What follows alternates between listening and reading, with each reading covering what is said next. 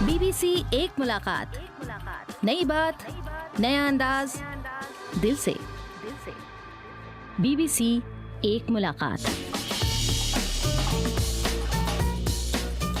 नमस्कार, मैं हूं संजीव श्रीवास्तव।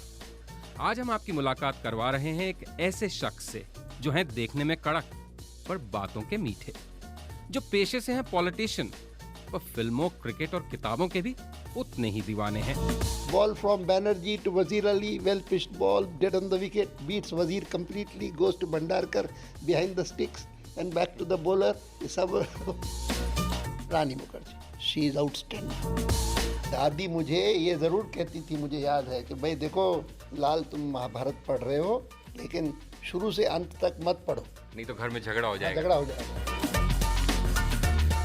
जी हाँ, आज BBC एक मुलाकात में हम आपके सामने हाजिर हुए हैं लाल कृष्ण आडवाणी के साथ।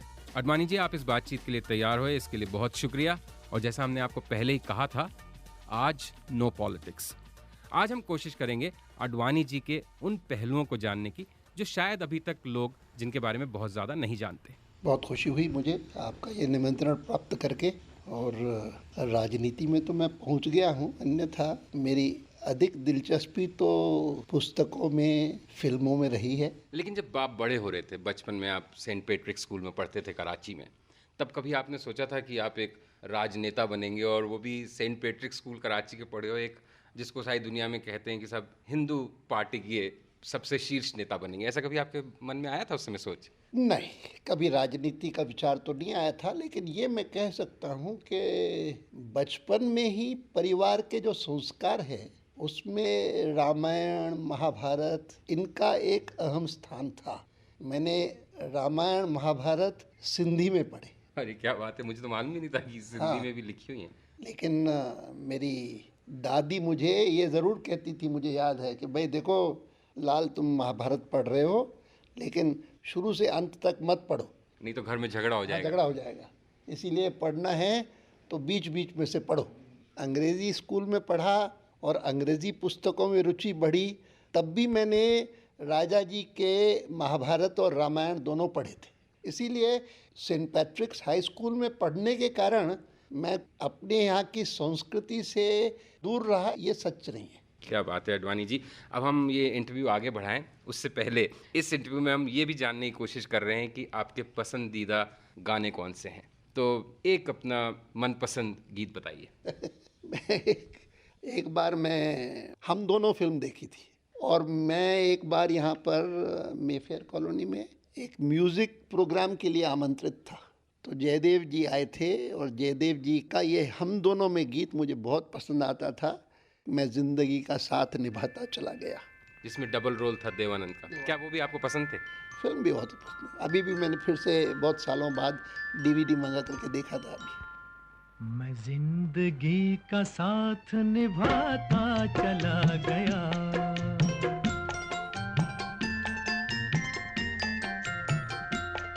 हर फिक्र को धुएं में उड़ाता चला गया, हर फिक्र को धुएं में उड़ा।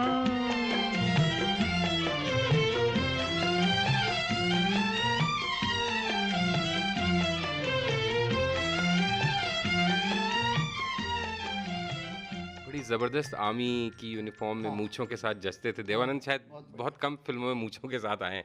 तो आडवाणी जी, ये सब जो आप बड़े बड़े महाकाव्य और पुस्तकें पढ़ रहे थे, उसके साथ साथ तो उनका तो काफ़ी इन्फ्लुएंस रहा होगा आपके जीवन में बाद में भी, लेकिन उस समय क्या कोई और ऐसे रोल मॉडल, जैसे अभी कई बच्चों का सचिन तेंदुलकर हो सकता है, कईयों के शाहरुख खान हो सकते हैं, किसी के अटल जी हो सकते हैं, किसी की कोई भी हो सकता है, आप हो सकते हैं, तो उस समय आपके जीवन में कौन ऐसा डिफाइनिंग रोल अदा कर रहा था कि अरे ये देखिए कितने ज़बरदस्त इंसान है? अब आपने सचिन तेंदुलकर का नाम लिया तो मैं ये बता सकता हूँ कि स्कूल में था तो क्रिकेट में तब भी बहुत रुचि थी। मैं खेलता था, कोई आउटस्टैंडिंग प्लेयर नहीं था, लेकिन टीम में था। और मैट्रिक में जब था, मुझे याद है कि रणजी ट्रॉफी की महाराष्ट्र वर्सेस सिंध 5 दिन की टेस्ट थी, तो उसमें मैं स्कूल छोड़ करके बंक करके भी देखने गया था। उन दिनों में टेलीविज़न तो था नहीं, रेडियो था खाली, जो आपका रेडियो है इस समय। और रेडियो में भी केवल एक AFS तलियार खान, वही एक कमेंटेटर हुआ करता था। हमने तो उन्हीं को सुना और उन्हीं की नकल भी करते थे। हमको स्कूल में लोग कहते थे सुनाओ ज़रा उस मैच का सुनाओ। तो कैसे सुनाते थे आप? Ball from Banerjee to Wazir Ali, well pitched ball, dead on the wicket, beats Wazir completely, goes to Bhandarkar, behind the sticks and back to the bowler. ये सब क्या बात है अडवाणी जी, सच में आपने ये बात बिल्कुल सही कही कि रेडियो पे कमेंट्री सुनने का, रजाई ढक के उसको ओढ़ के सवेरे सवेरे 4 बजे ऑस्ट्रेलिया का मैच होता था या देर रात वेस्ट इंडीज़ के, तो उसके अलग ही ज़माना था। क्रिकेट पे आपकी दिलचस्पी अभी भी बरकरार है? बरकरार है। तो अभी कौन फेवरेट हैं आपके? अभी तो स्वाभाविक रूप से सचिन ही है।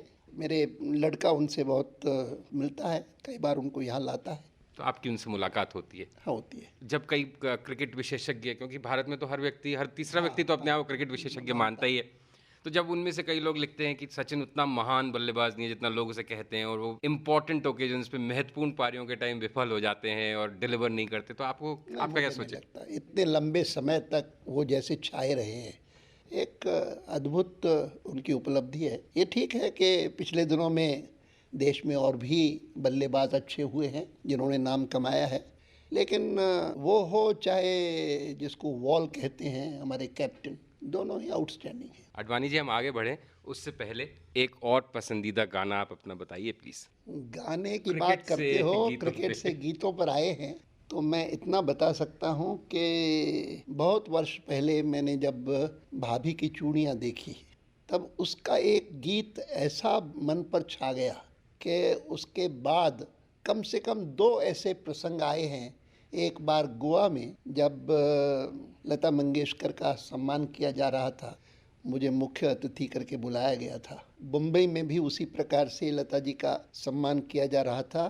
तो दोनों अवसरों पर मैंने इस बात का जिक्र किया कि वैसे तो मैं जानता हूं कि लता जी बिना पूर्व सूचना के और बिना ऑर्केस्ट्रा के नहीं गाती हैं, लेकिन अगर मेरी बात वो माने तो मुझे बहुत खुशी होगी अगर मेरा पसंदीदा गीत ज्योति कलश छलके, भाभी की चूड़ियाँ का, वो गा के सुनाए। और उन्होंने गा के सुनाया था। ज्योति कलश छलके, ज्योति कलश छलके, ज्योति कलश छलके, ज्योति कलश छलके, वे गुलाबी लाल सुनहरे रंग दल बादल के, ज्योति कलश छलके।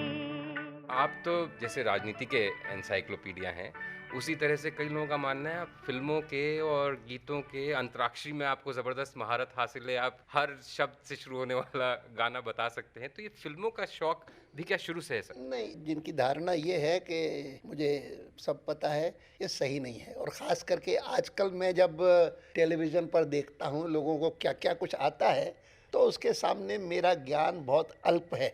लेकिन हाँ, ये बात सही है कि बचपन से मैं फिल्में देखता आया हूँ, और हिंदी फिल्में भी और अंग्रेज़ी फिल्में भी। और अब बहुत समय से मैं थिएटर में नहीं जा सकता हूँ क्योंकि बाकी ऑडियंस को परेशानी होती है सिक्योरिटी के कारण, इसके कारण, उसके कारण। मैं आपको एक मज़ेदार किस्सा सुनाऊं कि मैं बहुत वर्षों बाद चाणक्य थिएटर में एक फ़िल्म देखने गया, हम आपके हैं कौन, और वो फिल्म देखी तो उसके अगले दिन एक अखबार में खबर छपी कि that the audience in the Chanakya theatre was stunned to find Advani with his family trooping into the hall, and he sat glued to his seat for 3 hours watching the film, except once when he went to buy a packet of popcorn and the popcorn vendor told us that he was humming the tune Didi Tera Devar Deewana. दीदी तेरा देवर दीवाना, ओ दीदी तेरा देवर दीवाना, हाय राम कुड़ियों को डाले दाना, हाय राम कुड़ियों को डाले दाना, धंधा है ये उसका पुराना, अरे धंधा है ये उसका पुराना, हाय राम कुड़ियों को डाले दाना।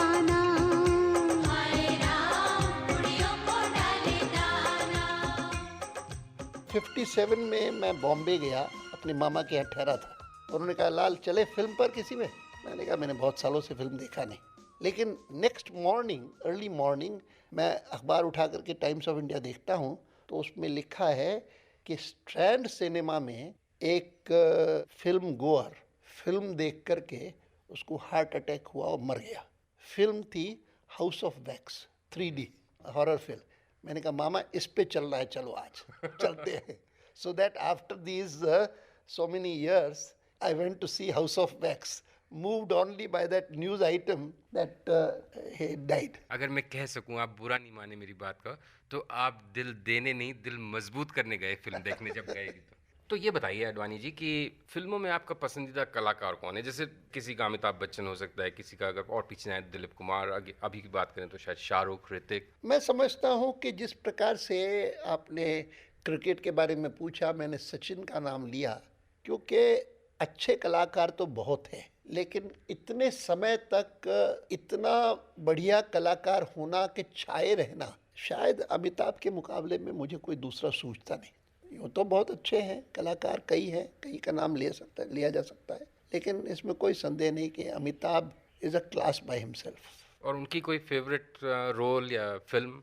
अभी जो आई थी वो बहुत अच्छी थी, ब्लैक, बहुत अच्छी थी। और नई पीढ़ी, मौजूदा पीढ़ी में से कोई? मौजूदा पीढ़ी में से कोई संदेह नहीं कि जब से लेकर के ऋतिक को देखा मैंने, कोई मिल गया में से, जो कि बहुत डिफ़िकल्ट रोल था। एक अंडर डेवलप्ड प्रकृति वाला व्यक्ति जो कि हीरो का रोल करता रहे और वो वैसा रोल करे, बहुत कठिन था। और फिर उसने बहुत खूबी से निभाया। फिर उसके साथ साथ नेचुरली सीक्वल उसने किया तो वो भी नाम कमा लिया। अच्छा था, मुझे ऋतिक अच्छा लगा। यूं तो हम तुम मिलने को मिलते रहे, पर क्यों आज ऐसा लगा कोई मिल गया, कोई मिल गया। हाँ कौन मिल गया, कोई मिल गया। ये जो फिल्म स्टार्स राजनीति में आने की बात कभी कभी जब इनकी होती है और उस पर तरह तरह के लोग अलग अलग आपत्तियां उठाते हैं, तो आपको क्या लगता है व्यक्तिगत राय? क्योंकि वो निसंदेह बहुत लोकप्रिय होते हैं, उनकी एक खास तरह की पकड़ होती है, लेकिन कुछ लोगों का मानना है कि वो शायद इस पिच के लिए, इस मैदान के लिए सही खिलाड़ी नहीं है। वो तो करने के बाद पता लगेगा। मैंने देखा है कि शायद विनोद खन्ना एकमात्र ऐसे फिल्म स्टार हैं कि जो ऑपोजिशन पार्टी में होते हुए भी 2 बार लगातार पंजाब के अपने पठानकोट क्षेत्र से जीते हैं। उसका कारण यह है कि आने के बाद उसने ध्यान दिया कॉन्स्टिट्यूएंसी की और भी, पार्लियामेंट में भी रुचि ली। बहुत सारे लोग तो जीत करके आते हैं फिर कोई रुचि न लेते हैं और फिर वो उसके कारण अपनी अपनी पार्टी के लिए महंगे बन जाते हैं। अडवाणी जी, हम यहाँ से आगे बढ़ें उससे पहले फिर एक बार आपसे अनुरोध है कि और कौन सा गीत ऐसा है जो आपको हमेशा ध्यान आता है जब आप खाली वक्त में बैठे होते हैं, या जो आपका गुनगुनाने का मन करता है या सुनने का मन करता है? बहुत वर्ष पहले मैंने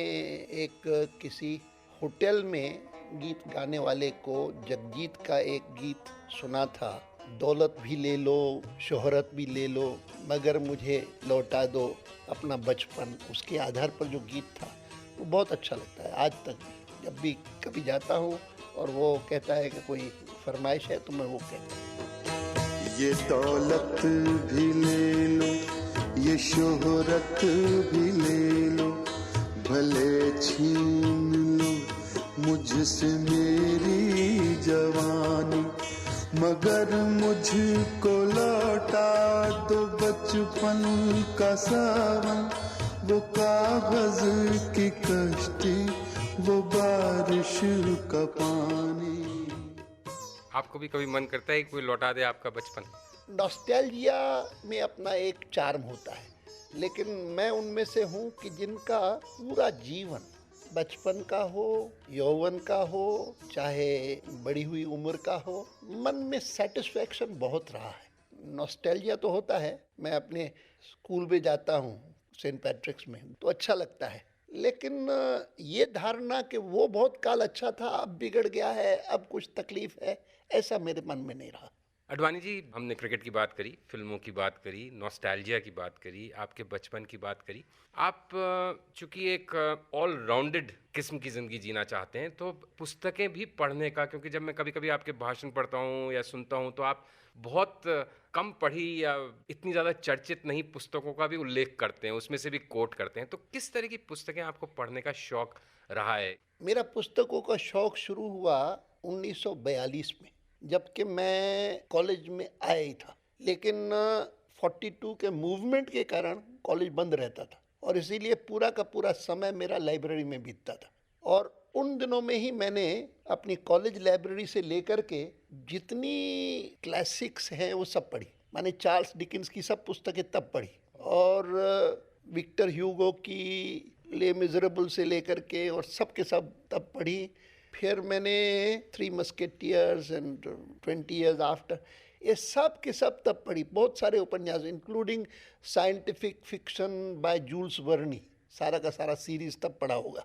सब 42 43 समवेयर देयर। इसीलिए मैं बाद में भी लोगों को कहता था कि लोग बच्चों को नॉवेल्स पढ़ने से डिसुएड मत करिए। नॉवेल्स पढ़ने से पुस्तक पढ़ने की आदत बनती है। और आगे चल कर के तो मैं सब कुछ पढ़ता रहा। लेकिन आपने पूछी है पुस्तकें जिन्होंने मुझे प्रभावित किया, तो मैं कहूँगा कि मैं आरएसएस का स्वयंसेवक बना एट द एज ऑफ 14। और जो उस समय हमारे प्रांत प्रचारक थे सिंध के, उनका नाम था राजपाल पुरी। और उन्होंने पहले दिन ही मुझसे पूछा कि लाल पुस्तक पढ़ने का शौक़ है? मैंने कहा है। और उन्होंने मुझे डेल कार्नेगी की how to win friends and influence people दे दी। ये पुस्तक मैंने भी पढ़ी हुई है। उस पुस्तक का मेरे ऊपर बहुत असर पड़ा। मैं अपनी प्रकृति के कुछ पहलुओं को उससे रिलेट करता हूँ कि तब से लेकर के मुझे लगता है कि किसी से बेकार बहस नहीं करनी चाहिए। How to be a good listener. हाँ, how to be a good listener, बोलो मत, ज़्यादा कम बोलो, बहुत सारी चीज़ें। इतने तरह तरह की चीज़ें पढ़ा हुआ आदमी, इतने विविध तरह के इंटरेस्ट रखने वाले व्यक्ति के लिए जब लोग उसको बहुत नैरो माइंडेड या एक अल्ट्रा नेशनलिस्ट की तरह से संबोधित करते हैं, या कुछ लोग यहाँ तक भी जाते हैं कि साहब फाशिस्ट विचारधारा के वो प्रतीक हैं, तो बहुत बुरा लगता होगा।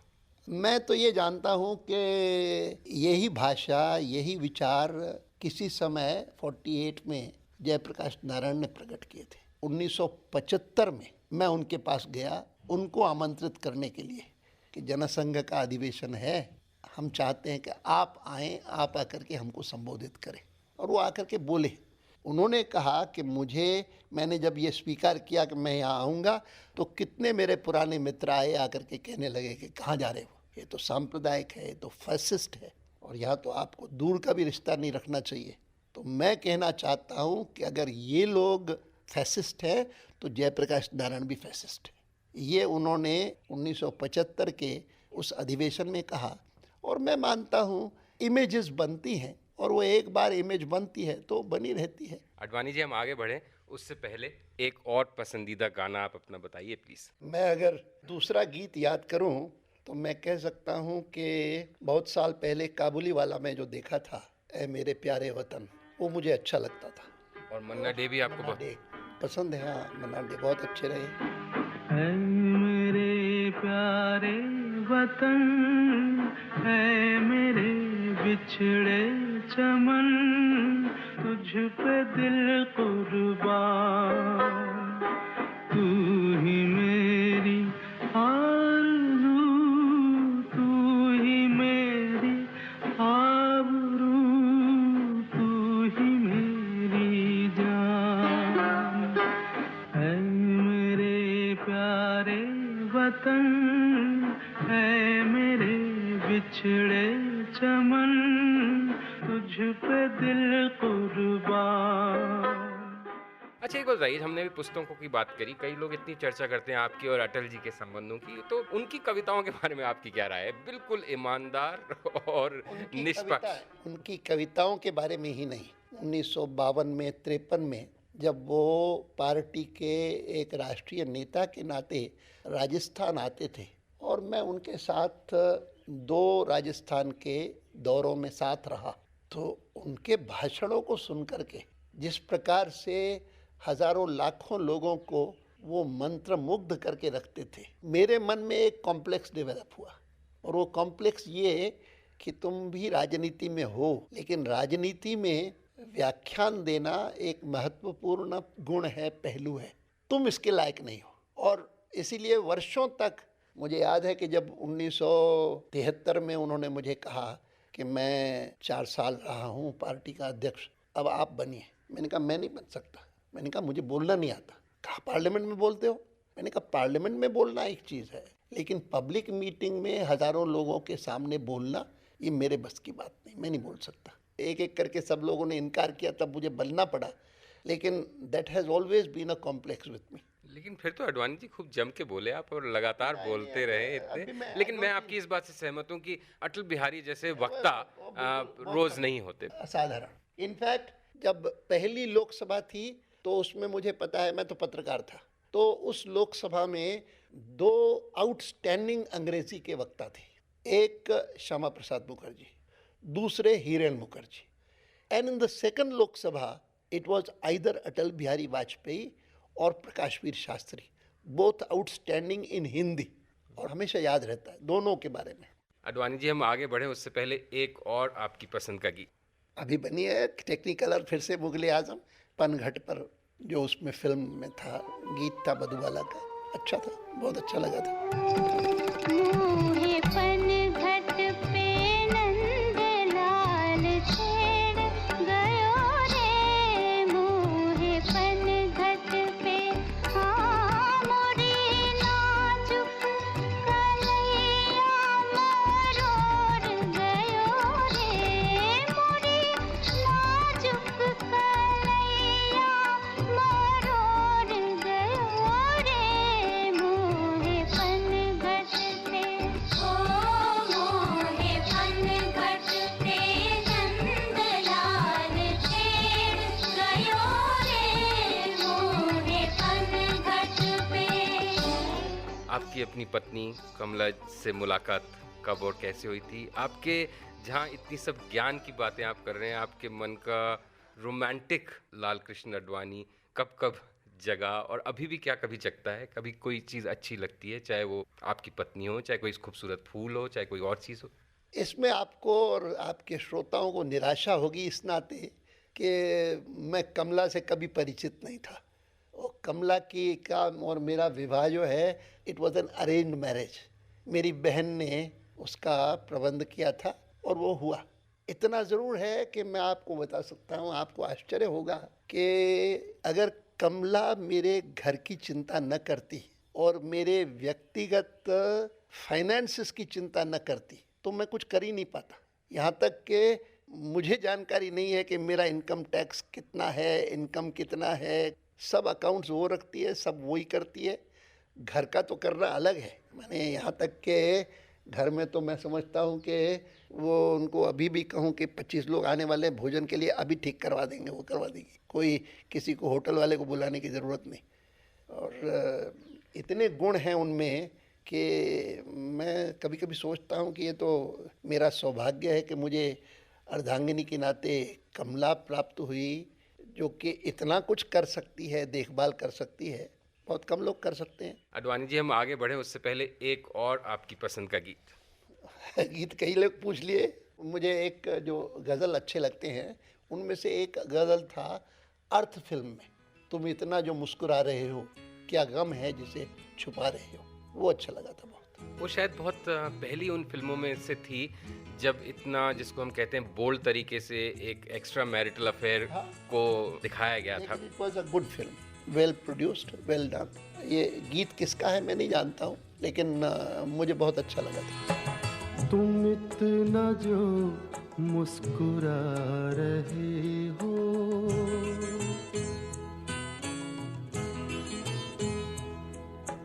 तुम इतना जो मुस्कुरा रहे हो, क्या गम है जिसको छुपा रहे हो, क्या गम है जिसको छुपा रहे हो, तुम इतना जो मुस्कुरा रहे हो। अच्छा कम से कम यही बता दीजिए कि सिनेमा के पर्दे पे सबसे खूबसूरत फिल्म एक्ट्रेस, अच्छी एक्टिंग, देखने में अच्छी आपको कौन लगती है? आजकल की बात मैं करूं तो मैं कह सकता हूं कि यही जो जिसने कई सारी फिल्मों में पुरस्कार लिए हैं, ब्लैक में भी लिया, दो as in a different role, but she is outstanding. Rani Mukherjee. Rani Mukherjee, very good. And कोई मिल गया में भी जो थी, प्रीति जिंटा। प्रीति जिंटा।